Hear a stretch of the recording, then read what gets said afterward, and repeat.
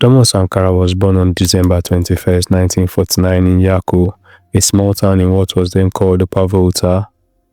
Growing up in a large family with 2 elder sisters and 8 younger brothers, Sankara felt a strong sense of responsibility as the eldest son to care for and protect his siblings.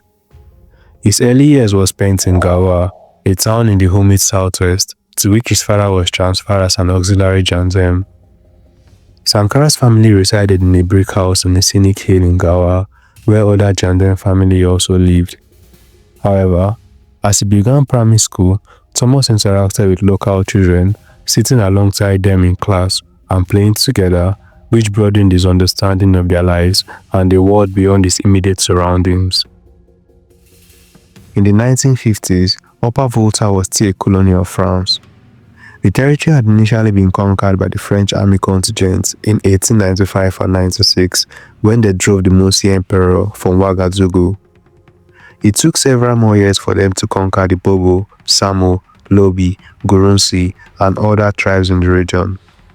At the time, the territory was part of the larger French West African colony. Only in 1919 was it formally established as a separate colony called Upper Volta. When Thomas was 11 years old, just a few days before Upper Volta gained its formal independence from France, he and some friends organized their own mock ceremony to lower the French flag and raise the colors of the new nation. That led to a fight between European and African boys. Although Thomas himself was not involved, the school director demanded that his father punished him with a beating, but his father refused.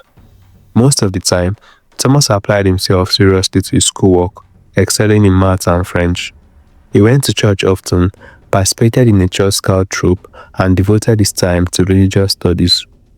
Impressed with his energy and eagerness to learn, some of the priests encouraged Thomas to continue his education in a seminary school once he was done with his primary courses. He initially agreed, but he also took the exam required to enter the 6th grade in the secular educational system and passed. His decision to continue his education at a state secondary school proved to be a turning point for him. That step got him out of his father's household, since the nearest school was in Bobo Dioulasso, the country's commercial center. While Sankara continued to focus on his regular studies, Upper Volta was dealing with a political crisis. President Yameogo, who had reluctantly accepted independence, maintained strong ties with France, relying heavily on French advisors in the military and government. As Yameogo's rule became increasingly autocratic, he jailed critics, appointed family members to key positions, and indulged in lavish spending, while imposing austerity measures on state employees and cracking down on trade unions. On January 3, 1966, workers launched a general strike, and large crowds of students, unemployed youths, petty traders, and others poured into the streets of Ouagadougou in a veritable popular uprising. After army officers refused to follow the president's orders to crack down on the protesters, President Yameogo's fate was sealed. He agreed to resign and handed over power to the army commander, Lieutenant Colonel Sangoule Lamizana. While the capital's events unfolded, Sankara remained focused on his secondary school exams in Bobo Dioulasso. However, he learned via the radio station that Lieutenant Colonel Lamizana had established the country's first military academy in Ouagadougou, offering opportunities for young high school graduates to join the opening class of junior officers. The military's popularity soared after ousting the unpopular president, and some young intellectuals saw it as a potential force for modernization, discipline, and reform. Acceptance into the military academy offered a scholarship, which was crucial for Sankara, as he couldn't afford to further his education. He passed the entrance exam and joined the academic's inaugural class in 1966 at the age of 17, embarking on a military career path that his father had previously taken. He approached his military training with the same dedication as his academic pursuits, though his small stature presented challenges. He worked hard to build his physical strength, and he also discovered that he had a natural talent for leadership, a skill that was highly valued at the academy, which aimed to train new generation of officers for the country's military.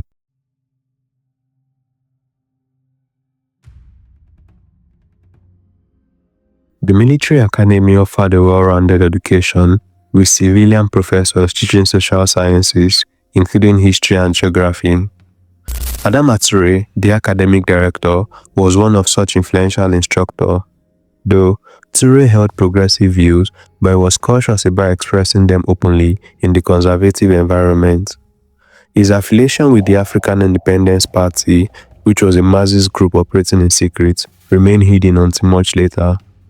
He invited a selected group of students, including Sankara, to engage in informal discussions outside class, exploring topics like imperialism, socialism, and African liberation movements. These conversations introduced Sankara to a revolutionary perspective on Upper Volta and global issues, further shaping his growing political awareness. Besides his official studies at the academy and extracurricular political activities, Sankara also made the time to explore Ouagadougou and widen his network of friends. He pursued his passion for music and played the guitar more often. After completing his military academic studies, Sankara was among the top graduates selected for advanced officer training in Anti-imperialism, Madagascar in 1969. His training went beyond military standard drills, incorporating subjects like agriculture and development. He was especially interested in techniques for boosting crop yields and improving farmers' lives, ideas he would later implement in his own country. The Malagasy Army innovative approach, which included Green Berets, focused on development work, which left a lasting impression on Sankara, who even requested a year's extension to work with his unit. His political education extended beyond theory as he witnessed revolutionary change firsthand. During his final year in Madagascar, the country erupted in widespread unrest marked by peasant revolts, general strikes, and massive protests against the conservative government. The turmoil ultimately led to a military takeover, paving the way for more radical officers to seize power. When Sankara finally returned to Upper Volta in October 1973, he was a trained officer ready to command. But his head was also bursting with new notions of how an institution, such as the army, could be used to promote development and of the need for wider political and social changes. Now 24 years old and a second lieutenant, Sankara received his first command to train new recruits in Bopo-Dioulasso. He transformed the military training program by ditching outdated French method in favor of a more modern approach. He combined military drills with civic education, inspired by his experience in Madagascar.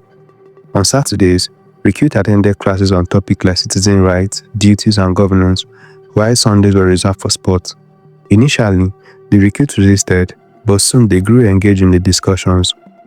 Sankara's innovative work in Bopo-Dioulasso gained attention, but was cut short when he was transferred to Ouagadougou in March 1974. As part of the Army's engineering corps, he utilized his technical skills acquired in Madagascar, overseeing infrastructure projects nationwide. However, he was dismayed by corruption among officials and officers who embezzled funds or favored relatives in lucrative contracts. Sankara spoke out against these practices, targeting high-ranking individuals, but faced indifferences from his superiors, who began to view him as a nuisance.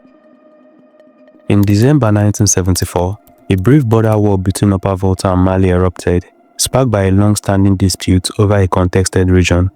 Sankara was deployed to the border, where he led a successful ambush, capturing the Malian soldiers. The action earned him the press coverage and a war hero label.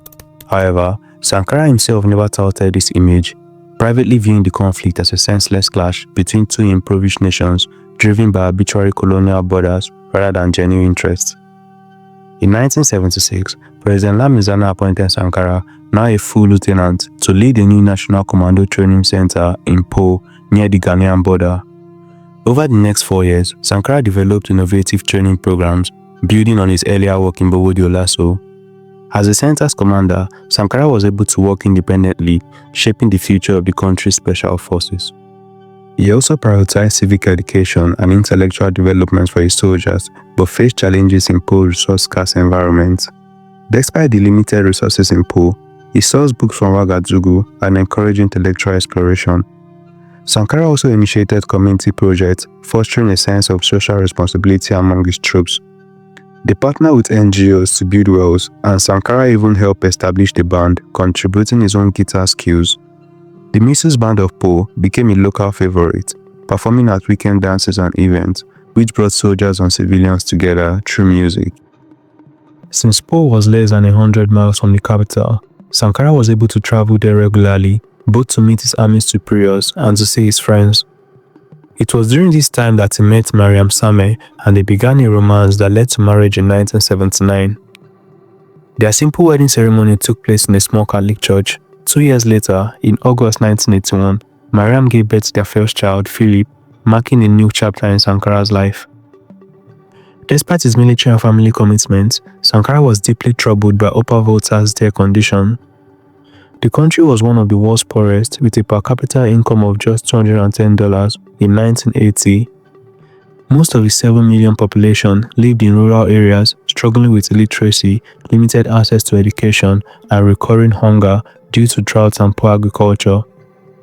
Life expectancy stood at just 44 years old, severely impacted by widespread malnutrition and disease. Sankara's outrage over Upper Volta's dire conditions solidifies his determination to drive change. Through his visit to Ouagadougou and training missions abroad, he networked with like-minded individuals, including military personnel like Blaise Compaoré, whom he had met during the war with Mali and later appointed as his deputy at the Po Training Center.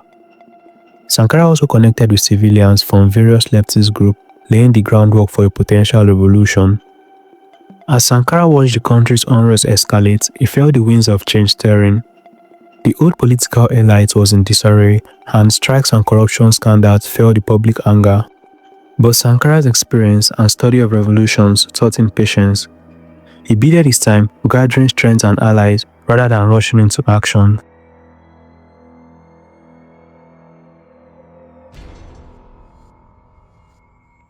By the start of the 1980s, President Lamizana's government had been in power for over a decade, characterized by stability but stagnation. Despite relative leniency, the administration failed to address severe social and economic problems, and corruption thrived among the elites. Lamizana criticized the obsession with power and wealth, while his peers worried more about controlling fractious politicians and increasingly restless students and workers. On November 25, 1980, Colonel Sai Ezebo led a group of senior officers in a coup, overthrowing Lamizana's government and seizing control.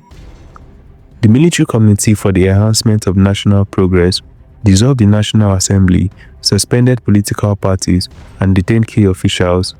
Colonel Zebo, a veteran of French military campaigns, cited the erosion of state authority under Lamizana as justification. He promised to restore discipline, fight corruption, and reform the civil service, establishing commissions to investigate past malpractice and propose reforms. The coup was initially popular, and the new government set up by the CMRPN included some progressive nationalist civilian ministers and the support of some trade unions. Sankara took no part in that coup, even though some young officers rallied to the CMRPN and Sankara, and his closest friends were sympathetic to the new regime's promises to root out corruption. They remained suspicious of the political conservatisms of the colonel now in power. As junior officers, they owed allegiance to their superiors, but their ultimate goal was fundamental change. They hesitated to accept public positions in the new government out of concern that to do so might compromise their strategic goal of fundamental political change. The reality was that the radical wings of junior officers represented by Sankara was not yet strong enough to decisively influence events. Nevertheless, the radical support was growing among the ranks of the military, just as their ties were deepening with the student and labor movement and with the civilian revolutionary groups.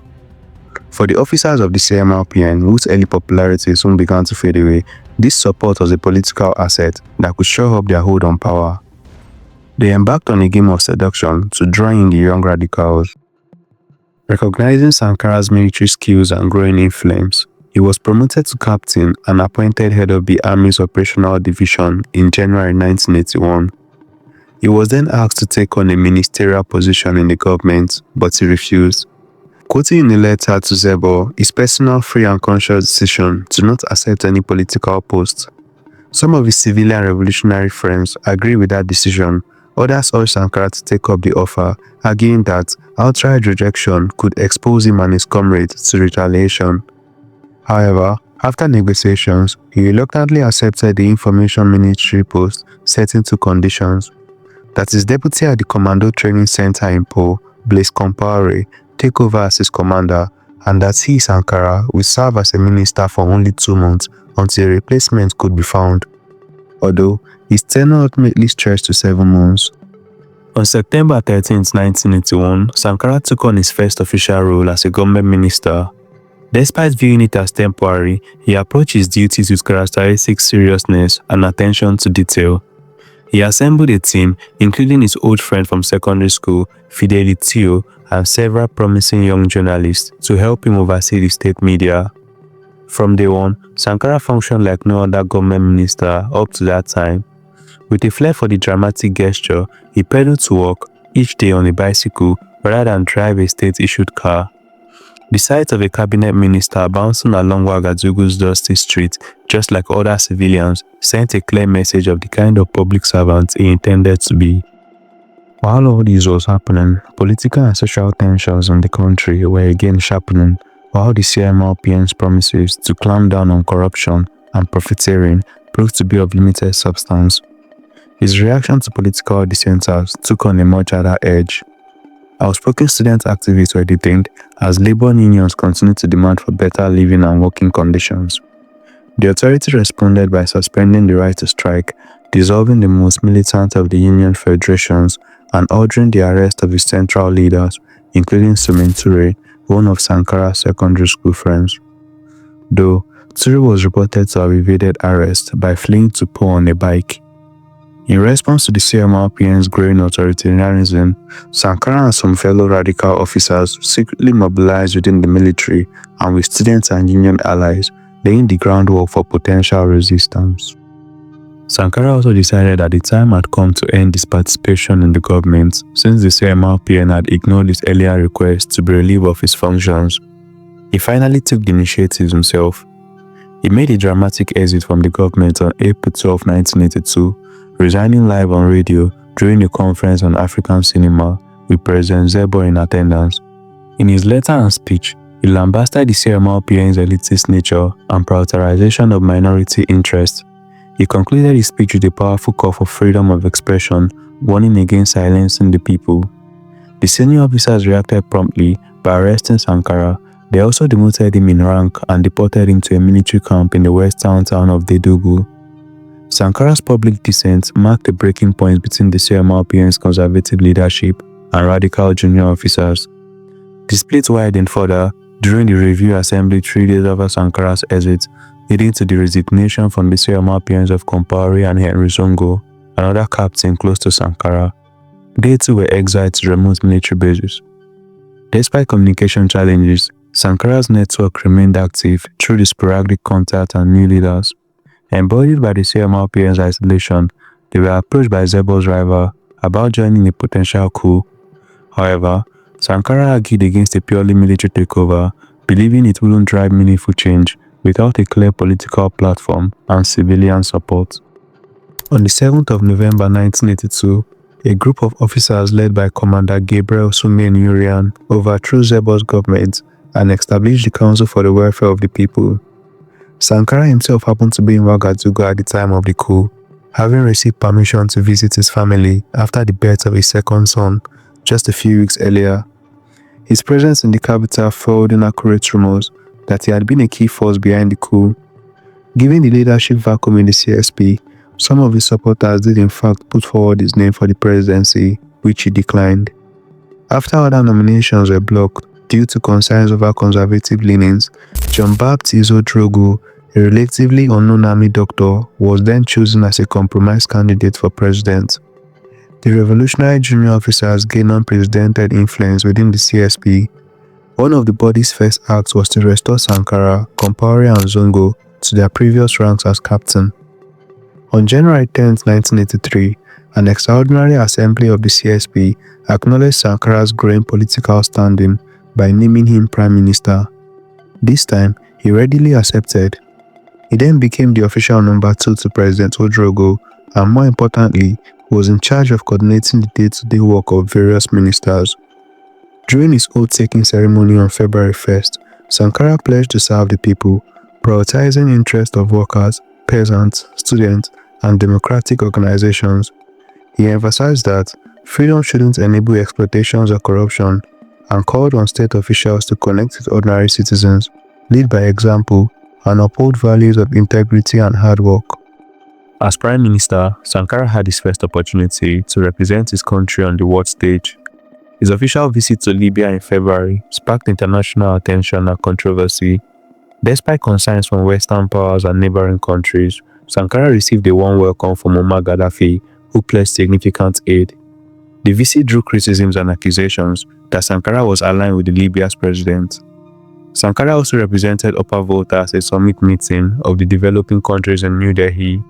There he connected with revolutionary leaders like Fidel Castro, Samora Machel, and Maurice Bishop. In his speech, he aligned Upper Volta with the movement's radical wings, expressing support for anti-imperialist government in El Salvador and the Sandinista government in Nicaragua. On March 26, 1983, the CSP organized a mass rally in Ouagadougou featuring its top officials. Sankara delivered a vibrant speech at the rally, defending his foreign policy and criticizing Upper Volta's elites. He also targeted bureaucrats, businessmen, politicians, and traditional leaders, accusing them of corruption and exploitation. When Sankara finished, President Ouedraogo stepped to the podium to read his own speech, but he had been clearly upstaged by his prime minister. His own address was delivered in a markedly lower key and had a more moderate message. Same scenario played out at another rally, which was organized in Bobo Dioulasso on May 14th. Sankara drew out a very enthusiastic response from the members of the youth organizations invited to the rally. When President Ouedraogo stood up next to address them, he was greeted at first with silence. Then as he spoke, the crowd began to disperse amid chants of Sankara's name. After the Bobo Dioulasso rally, Sankara's growing influence sparked a backlash. Conservative officers and French authorities took action, and Sankara was arrested on May 17. His allies, including Captain Zongo, were also targeted, but Sankara urged restraint to avoid bloodshed. Meanwhile, commandos in Po, alerted by Velarisome, mobilized and pledged to defy the new authorities. The coup's intended goal of stability quickly unraveled as protests broke out in Ouagadougou. Demonstrators, including student and trade unionists, demanded Sankara's release and chanted anti-imperialist slogans, particularly against France, which was widely regarded as the promoters of the coup. The demonstrations, together with the defiance of the commando based in Po, prompted the authorities to relent, and Sankara was then released from custody in an effort to start negotiations with President Ouedraogo. In hopes of arranging a peaceful political transition and avoiding bloodshed, President Ouedraogo reportedly indicated his willingness to resign and handed over power to Sankara. By 10 p.m. that same day, Sankara announced the overthrow of the government via a radio broadcast, marking the start of a revolutionary era. He declared the formation of the National Council of the Revolution and urged citizens to establish popular committees to support it, promising to prioritize the people's interests and aspiration for freedom, independence, and progress. When Sankara and his colleagues took power on August 4, 1983, they called their leading body the National Council of the Revolution. The name signaled to anyone who might have been in doubt that their goal was sweeping political and social change. The next day, Ouagadougou witnessed a huge welcoming demonstration, the first of many support marches and rallies over the following weeks and months in towns and villages across the country. The response in the street indicated that major sectors of the public, especially young people, had high expectations that finally something would be done to fundamentally refashion their country. At just 33 years old, Sankara swiftly outlined his ambitious vision: a reformed state serving all citizens, eradication of ignorance and exploitation, and the economic development to tackle hunger and poverty. He also called on citizens to organize and take action, alongside the CNL leadership. In response to his first radio broadcast as president, appealing to everyone, man or woman, young or old, to form popular organizations. New committees for the defense of the revolution began to emerge within a few days. As president, Sankara represented both the government and the National Council of the Revolution. The government implemented policy, while the CNL deliberated on key issues and provided guidance.